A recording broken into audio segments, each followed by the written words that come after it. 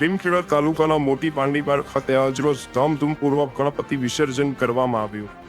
દર વર્ષની જેમ આ વર્ષે પણ મોટી પાંડીબાર ખાતે ગણપતિ મંદિર, મહાકાળી મંદિર, વરુણદેવ મંદિર, શાળાના સંકુલમાં તથા ગ્રામજનો દ્વારા લોકોના પોતાના ઘરોમાં ભગવાન ગણપતિની સ્થાપના કરવામાં આવી હતી.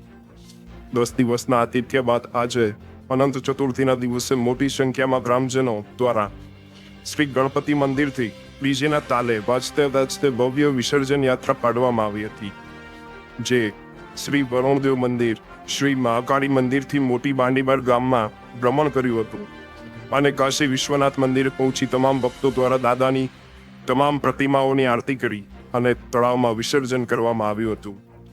ત્યારે ઉપસ્થિત તમામ ભક્તો દ્વારા દાદાને વિનંતી કરવામાં આવી હતી, तुझको फिर से जलवा दिखाना ही होगा, अगले बरस आना ही होगा. रिपोर्टर हसमुख प्रजापति, गुजरात क्राइम न्यूज़, લીમખેડા.